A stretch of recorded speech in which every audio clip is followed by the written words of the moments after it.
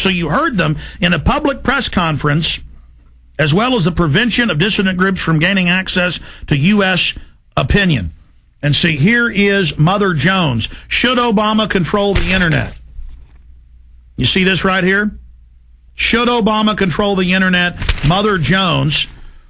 And it says right here, Senator John Rockefeller, goes by J. Rockefeller, has announced they need to end the internet, that it's bad, and that private companies will have government hubs tied into them to snoop on everyone without warrants and to be able to shut down the web instantly. See, right now the government has to get warrants and go out and seize all the hubs. But this is the same thing as the Telecommunications Act of 96, that made it law that all cell phones had to be tracked down to 3 feet and they could remotely listen to you even when the cell phone's off. That standardized the cell phones. And all telecommunications companies were given $9 billion total to put in whole floors for the NSA to move into. So the NSA doesn't tap the phone companies. They are the phone companies. Just like FEMA on all radio, TV, cable, you name it, is already in control with hubs at the transmitter site or at the satellite uplink site, the last piece of equipment. That's what you hear when it goes bang, bang, bang. You know, this has been an emergency alert system. That is a federal test tone going via shortwave radio transmitters, dials in, and takes control of your radio station. And that's what they say right here. During emergencies, when they're rounding people up and arresting them and shooting people, their job is to keep the media shut down. They don't have to come arrest Alex Jones. They hit one button, the internet shuts off. They hit one button, TV shuts off, but it's not going to shut off. You go to Infowars.com when this happens, it's going to direct you to WhiteHouse.gov and all their propaganda and all their BS. So when they take all your pension funds, when they bankrupt the economy, when they set up open world government, which they've stated they're doing, and bankrupt you, you can't do anything. Glenn Beck will be on TV, though, going, oh, none of this is happening, or, oh, it's for your own good. You can trust me. Why is the text of H.R. 645, the National Emergency Centers Establishment Act, so important? This tells you what the camps look like, where they've been set up, what's been done. And it says 6 major camps across the country with hundreds of sub-region camps. The camps are already built. It's kind of like they say, oh, we passed a law the NSA can spy on you without having it be a felony. But by the way, we've been doing it for 30 years. It's when they want to openly announce they're doing it that they then pass a law.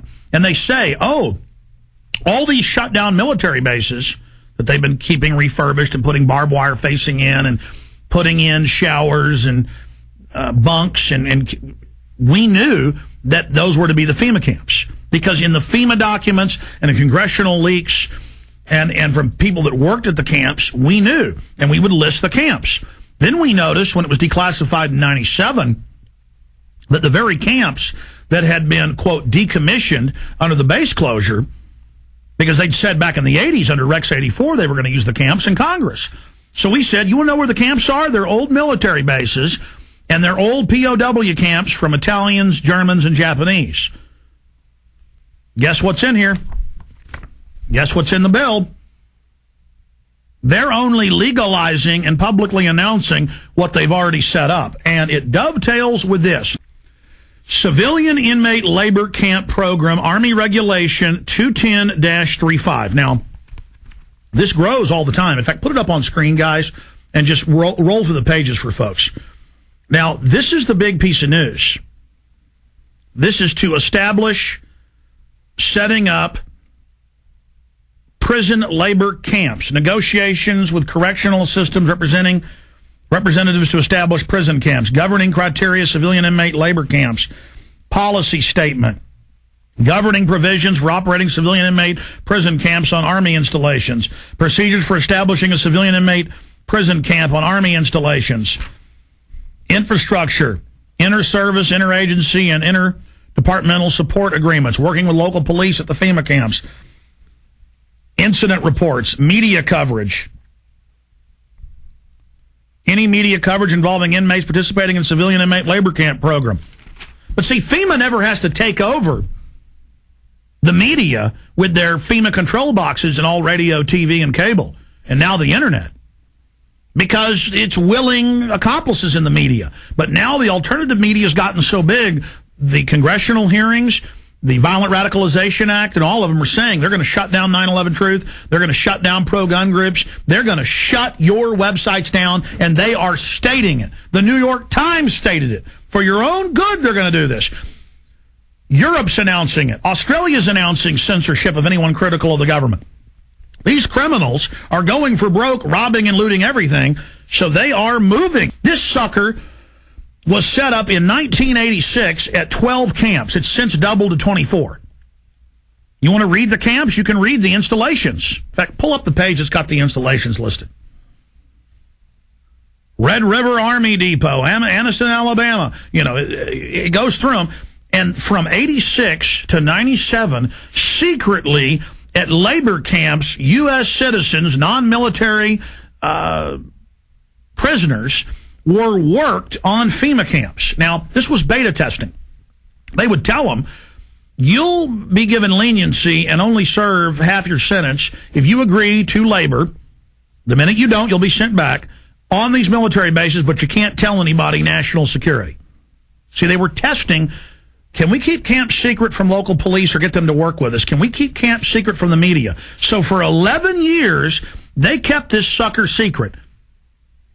Reagan, Bush, Clinton. And then Clinton declassifies it and says it's a good thing in 97, and they double the number. So here it is, the big kahuna. This is just one section of these, training the troops, training the infrastructure, creating the larger cadres to expand the archipelago of gulags. What would you do if you knew all the things we knew? Would you stand up for truth, or would you turn away too? So, civilian inmate labor camp program, locations all across the United States, declassified in 1997 for 11 years. Non-military prisoners being held at labor camps. And you never heard about it in the news. You never heard about it in the media. We had secret copies of this when I first got on air in about 95, 96, with just the cover sheet of it, and people made fun of us and didn't believe it. Then it was declassified. This is from Army.mil. So you've got the civilian inmate labor camp program going strong. We've gone over the executive orders. Then we have preparation. How are they preparing the public? When I saw this at the time, I saw Tommy Franks and Cigar Aficionado. I saw Tommy Franks on CNN, Fox, MSNBC go, gee, I'm real sorry about this, but one more big terror attack, we're going to have a military form of government and martial law. I'm real sad about that, but that's what the American people are going to demand. That's the only thing that'll keep them safe. Now, you don't expect him to come out and say, gee, we're going to have a military dictatorship. Militaries throughout history love taking over societies 99% of the time, and America's just been in the exception. No, he's got to introduce it like, gee, shuck, I'm real upset, but it is the only thing that'll keep us safe. The Constitution won't survive a WMD attack. And I said at the time, I said, he is part of the Pentagon's billions in fake news. That's illegal. The General Accounting Office has already ruled that they're paying off reporters and people to go on TV. I said, I bet my bottom dollar Franks is being paid off. Then it came out in a congressional hearing, $555,000 to make less than a dozen media appearances calling for that. Over $500,000 for Tommy Franks to go on TV and say, only thing that'll keep us safe is martial law. I know it sounds tough, but it's what the people want. When it's not what the people want. And folks go, I guess he's right. And the idea is introduced. I mean, I know the enemy, folks. I constantly study them. Guardsmen to conduct urban training at Arcadia in April. This is going on scaled back now. It says in this article, going door to door, asking if they can search homes looking for weapons. And they practice raiding the local gun shop. And this is for domestic operations.